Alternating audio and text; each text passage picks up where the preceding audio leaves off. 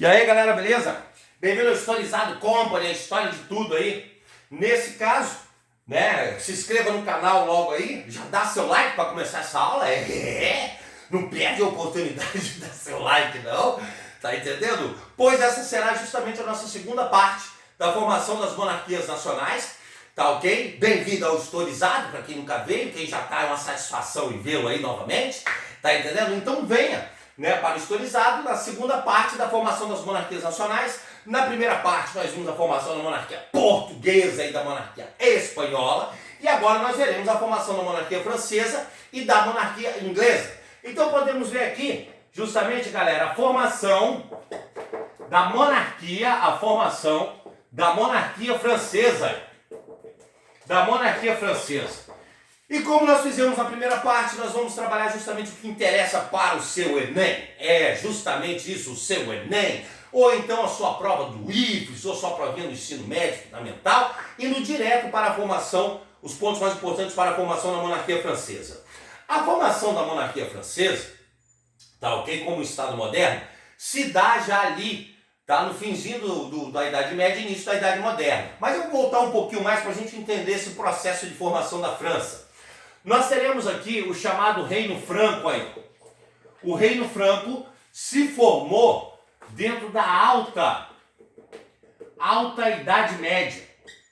E aí nós tivemos, né, um dos reis mais importantes, sendo ali, né, dentro do Reino Franco, que se forma onde é a região da França hoje, né, vai ser o reino durante a Alta Idade Média mais importante que nós temos aqui. E aí nós teremos esse Reino Franco passando por várias dinastias, compreenderam? Várias dinastias ao longo da Alta Idade Média, até a gente chegar ali à Baixa Idade Média,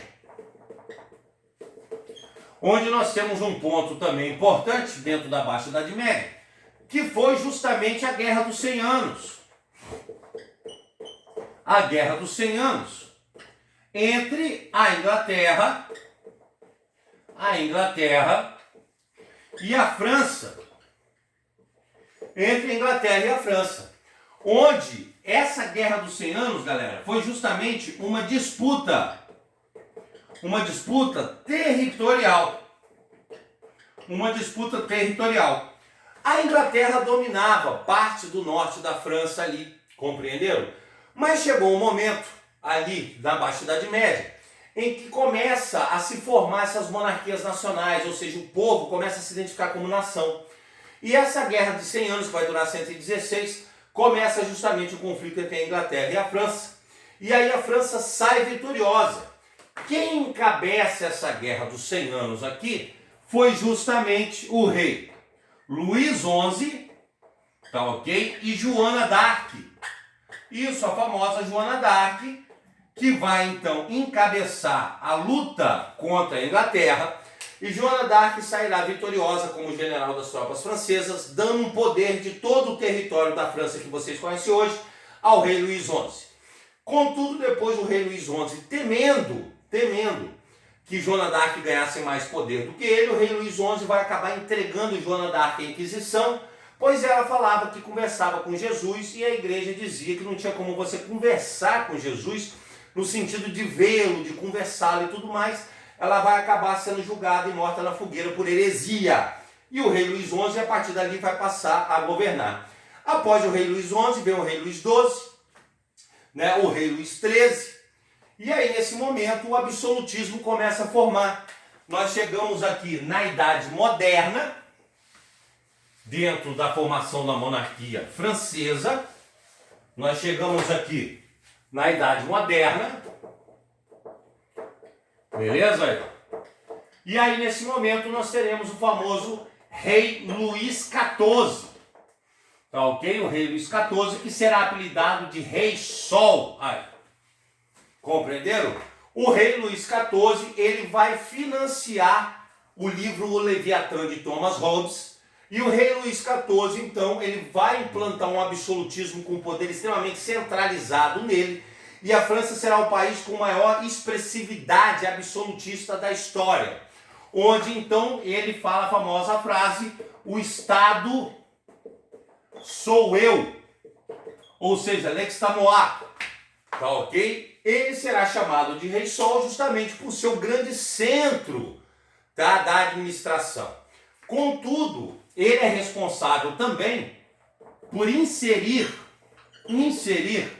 a França, galera, no mercantilismo, ou seja, nas grandes navegações. Só que na França, o mercantilismo recebeu o nome de colbertismo, devido ao ministro do rei Luís XIV, o ministro Colbert. O mercantilismo francês trabalha com manufaturas. Nós vimos que o mercantilismo português é a colonização, o pacto colonial. O mercantilismo espanhol é chamado de bulionismo. Ele então vai descobrir logo metais preciosos na América e vai extrair os metais diretamente. Na França, o mercantilismo ele será chamado então de colbertismo devido ao ministro Colbert, que comprava os produtos de Portugal e Espanha, que vinham das Índias e da China, e manufaturava, exemplo, perfumes. Comprava o perfume que vinha e fazia um vidro bacana, né? Comprava os tecidos que vinham e fazia roupa bacana. Tanto que o rei Luís XIV ele é o símbolo, tá ok? Dessa aristocracia e desse glamour do absolutismo. E aí ele joga a França para o mercantilismo e as grandes navegações também. Tá ok? Então a gente fecha a formação da monarquia francesa, que é o que interessa para a nossa prova do Enem, e podemos entrar na formação da monarquia espanhola. Vamos lá! A formação da monarquia inglesa. Desculpem. A formação da monarquia inglesa, eu vou fazer o mesmo trabalho. Nós vamos entender aqui, tá ok? O que interessa para as nossas provas. Beleza? A formação da monarquia inglesa vai ser bem direta, porque ela é muito longa, igual a francesa, então já vou abordar o que interessa. Nós podemos dizer aqui que pela fim da Alta Idade Média, nós teremos aqui, no fim da Alta Idade Média, Guilherme o Conquistador. Guilherme é um nobre francês. Ele vive na região do Normandia, no norte da França. Guilherme vai atravessar o Canal da Mancha, que é ali que separa a ilha da Inglaterra da França, e ele invade a Inglaterra dando porrada em tudo quanto é senhor feudal, galera, e botando debaixo das ordens dele. Nasce a Inglaterra, ó que fofo. Então, professor, o que eu preciso saber de Guilherme o Conquistador é só isso? Que ele era francês, atravessou o Canal da Mancha, deu porrada nos senhores feudais daquela região e fundou a Inglaterra. Isso aí. Ele na Inglaterra é chamado de William. William e Guilherme é a mesma pessoa. O William Conquistador, Guilherme Conquistador é a mesma pessoa. E aí nos interessa a Baixa Idade Média. Quando a gente chega na Baixa Idade Média, galera, nós teremos aqui o famoso Ricardo Coração de Leão. Ricardo Coração de Leão, bravo. Ricardo Coração de Leão luta nas cruzadas. Ricardo Coração de Leão, ele luta, encabeça a terceira cruzada, a Cruzada dos Reis. Falamos disso na nossa aula de cruzadas. É só procurar aí no Historizado, na playlist de Idade Média. Não percam! E aí, nesse momento, na Baixa Idade Média, Ricardo Coração de Leão luta nas cruzadas e deixa seu irmão João sem terra para governar. Ricardo Coração de Leão vai lutar nas cruzadas para libertar a Terra Santa, a Palestina, a terra do pai. E aí, nesse momento, Ricardo Coração de Leão indo lutar, ele deixa seu irmão João sem terra para governar. Galera, por que o povo chamava João de João sem terra? Porque o filho mais velho era Ricardo Coração de Leão e as terras pertenciam ao primogênito. Como João sem terra era um filho mais novo, ele então não tinha direito às terras, por isso que o povo chamava ele de João sem terra. Mas nesse momento, enquanto o Ricardo está lutando lá nas cruzadas, galera, João sem terra, ó lá, JST, João sem terra, vai justamente aumentar os impostos, aumentar os impostos e confiscar terras aí. E confiscar terras, ó. Compreenderam? Ou seja, se ele não tinha terra, ele já tem agora. Tá entendendo? Já arrumou as terras. Isso, turma, gera uma insatisfação na nobreza britânica. Ó, gera uma insatisfação na nobreza. E aí, os nobres obrigam João Sem Terra a assinar a Carta Magna. Obriga João Sem Terra a assinar a Carta Magna. Ou seja, nesse momento, tá ok? Que João Sem Terra assina a Carta Magna, tá? Ele vai ter que aceitar a nobreza também no poder. Qualquer coisa que o rei quisesse fazer tinha que ser aprovado pela Carta Magna, pelo Conselho de Nobres. Ou seja, o absolutismo, galera, na Inglaterra sempre terá a presença da avaliação da nobreza. Ou seja, podemos afirmar que a Carta Magna, então, ela era o embrião do parlamento aí. O embrião do parlamento britânico que vocês conhecem hoje. Compreenderam? Olha lá. O embrião do parlamento britânico que vocês conhecem hoje. Tá ok? Nós teremos o retorno de Ricardo. Ricardo, ao chegar, aceita a Carta Magna, vai manter ela. Ricardo mantém muitas lutas contra os muçulmanos na Europa também. Ele vem a falecer. João Sem Terra governa um pouco mais. Depois o filho de João Sem Terra também vem a falecer.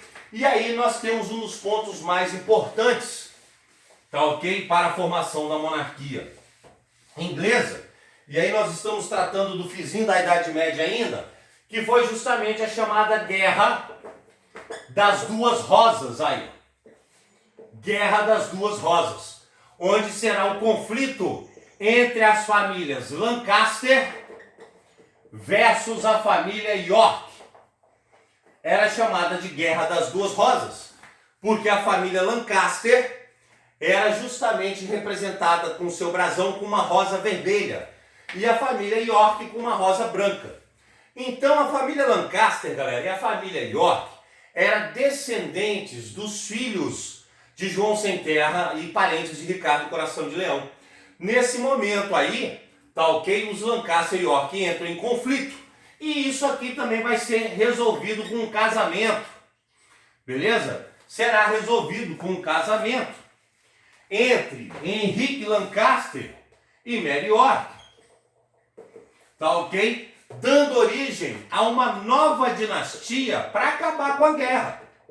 Uma nova dinastia, que seria a dinastia Tudor. Ó. Então, nesse caso, nós vimos que a formação da monarquia inglesa se dá na Alta Idade Média com Guilherme o Conquistador, que vai sair da França. A professora Inglaterra foi fundada por franceses, isso é. E aí vai sair da França dominando os senhores feudais e formando a Inglaterra.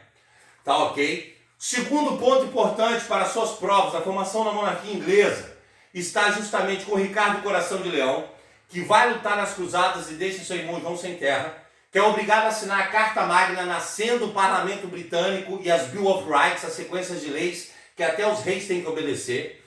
Depois da morte das famílias de Ricardo Coração de Leão, João Sem Terra e seus filhos, os descendentes começam a lutar pelo poder, gerando uma guerra civil dentro da Inglaterra, conhecida como Guerra das Duas Rosas, ainda na virada da Baixa Idade Média, galera, para a Idade Moderna, que seria a disputa entre a família Lancaster e a família York, resolvida com um casamento, que dará origem a uma nova dinastia, a dinastia Tudor, que será responsável por justamente desenvolver um pouco mais o absolutismo.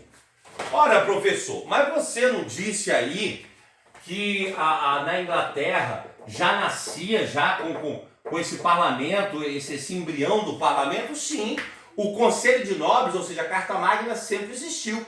Mas o Conselho de Nobres na Guerra das Duas Rosas, galera, preferiu dá mais poder a Henrique Lancaster para justamente acabar com a guerra civil na Inglaterra e transformar a Inglaterra numa nação em paz unificada para partir para suas navegações. É quando então a gente entra na Idade Moderna e nós temos aqui a dinastia Tudor. A dinastia Tudor, onde você tem Henrique Lancaster se tornando Henrique VII, tá ok? Então eu poupei vocês de nomes o máximo possível e fui muito direto nos pontos mais importantes que caem na sua prova. Se você mergulhar na formação dessas monarquias, elas levam 500 anos. Então vocês têm muitas histórias, vocês podem ficar à vontade de assistir documentários, vídeos, filmes, séries, tem a série Dinastia Tudor e tudo mais. Pode fazer leituras, mas para sua prova, o que nos interessa é tudo que eu estou dizendo aqui. Então Henrique VIII é responsável por inserir o absolutismo na Inglaterra, mesmo com a Carta Magna. Beleza? Que depois vai ganhar mais força, mas isso a gente vê lá na Revolução Inglesa. Após Henrique VII, seu filho, Henrique VIII. Henrique VIII será responsável pela fundação da Igreja Anglicana, no ato de supremacia, que seria a igreja dos anglo-saxões. Isso nós vimos na nossa aula também de Reforma Protestante. Não perca, dentro dessa própria playlist de Idade Moderna, a Reforma Protestante e a Contra-Reforma.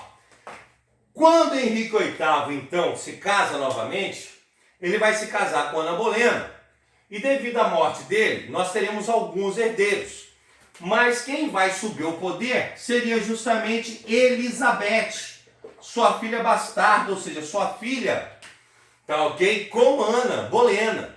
E para Elizabeth assumir o poder nesse momento, ela vai ter que armar uma emboscada para sua prima, Mary Stuart, rainha da Escócia.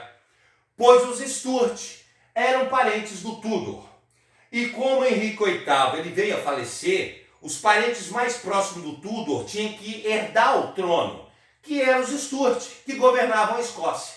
Nesse momento, Elizabeth, então, ela vai assassinar Mary Stuart, sua prima, rainha da Escócia. Beleza? Ó, tira fora da jogada e nesse momento Elizabeth se torna rainha da Inglaterra, do País de Gales e da Escócia. Olha só.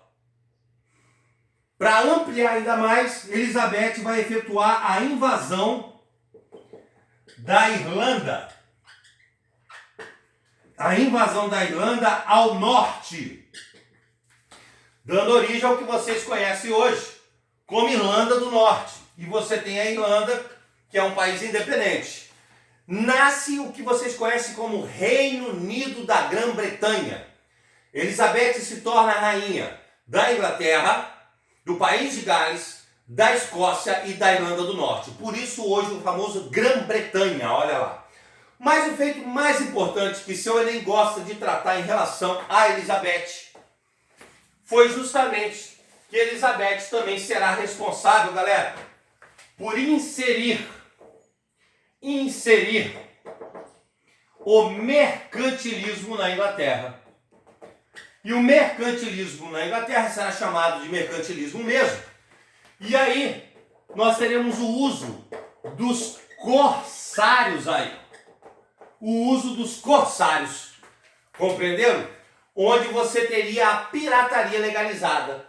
Como a Inglaterra chega depois das grandes navegações, Elizabeth decide legalizar a pirataria. São os corsários que roubavam os navios portugueses e ingleses, roubavam as colônias inglesas, né? Roubavam as colônias portuguesas e espanholas, desculpem, e os navios portugueses e espanhóis carregados de ouro da América e levavam para a Inglaterra. Então o mercantilismo inglês é isso mesmo, acabava passando a mão no tesouro de portugueses e espanhóis. Usa os corsários. O último feito de Elizabeth foi justamente morrer. Pronto, morreu, acabou. Elizabeth vem a falecer e aí Elizabeth não se casou com ninguém, não deixou herdeiros, levando ao fim da dinastia Tudor e gerando o retorno dos Stuart e a Revolução Inglesa. Beleza? Então dê seu like aí, se inscreve no canal, não perca as nossas outras aulas, tudo que tem novidade no canal, indique para os colegas Tá ok? Espero que tenha gostado. Aproveita bastante pro seu Enem, porque agora você já ficou historizado. Um abraço.